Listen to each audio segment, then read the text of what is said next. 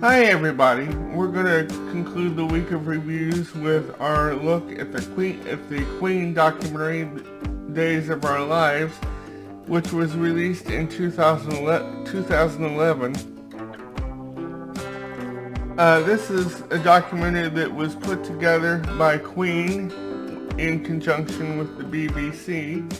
The title of the documentary comes from a Roger Taylor song from the band's last album with Freddie Mercury and material that they compiled after Freddie's passing in '91 called Made in Heaven.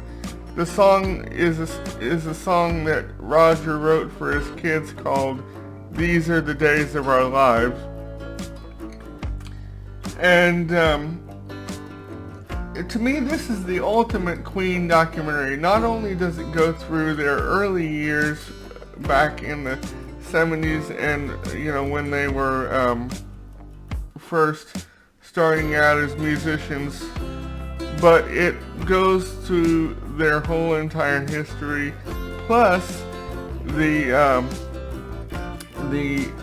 years after Freddie passed away and they were joined by Paul Rodgers to form Queen plus Paul Rodgers for a couple tours in '05, I believe, and maybe '08. And like I said, this is the ultimate Queen documentary because it has a lot of has an extreme amount of rare footage, and it goes through, their process of recording every album except for Cosmo Rocks, but it even shows outtakes from Queen's, some of Queen's music videos, specifically the outtakes from the video for one of my favorite songs, John Deacon's I Wanna Break Free. Those outtakes are really hilarious. And it also touches on kind of heavily on Freddie's private life, and but one of the most touching or one of the most moving parts of the documentary for me is when they talk about Freddie's suffering of, about Freddie's suffering from AIDS. And, I was, I was not only moved, but somewhat kind of, I kind of took offense to the fact that Freddie, when he was first diagnosed with AIDS, the AIDS had kind of a bad stigma back in the early 80s and back in the mid 80s to early 90s, to where people did not want to be around people with AIDS that had been diagnosed with AIDS. And one of the things that Brian and Roger say is that when like a couple days before, or when Freddie was getting ready to pass, he would be coming home from the supermarket or from the market, and people would be camped out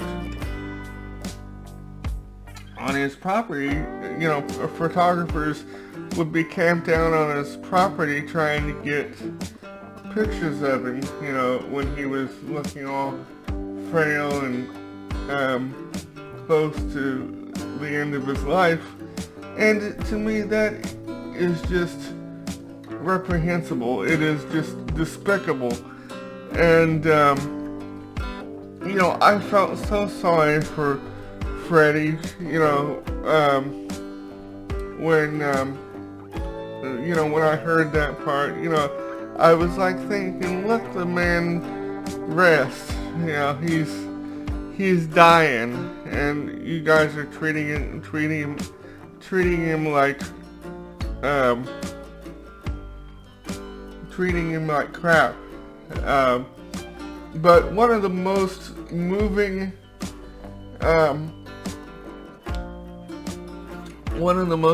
parts of the documentary was when Freddie was, you know, toward the end of his life in '91, all he wanted to do was to continue making music.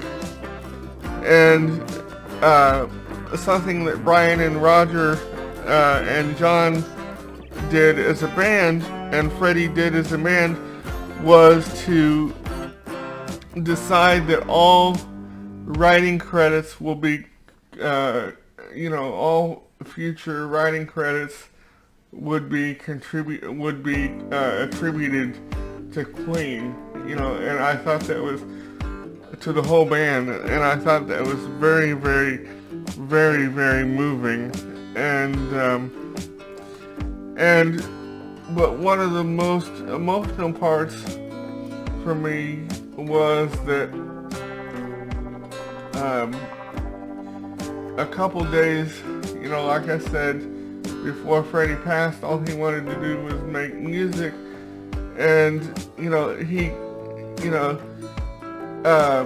there's some footage, you know, in this documentary that shows how frail and sick he was, and I was almost moved to tears. And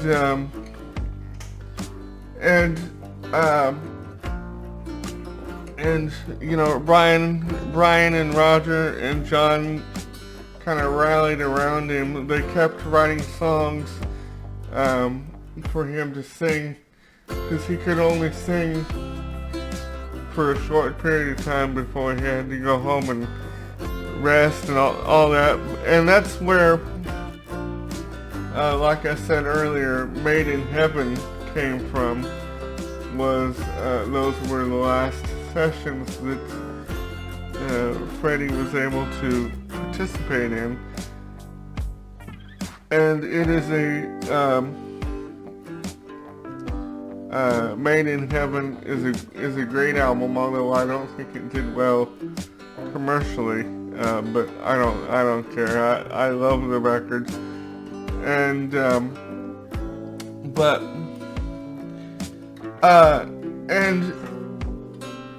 one of the most cool parts of the documentary is that it tells the story behind the putting together of the Freddie Mercury tribute concert, which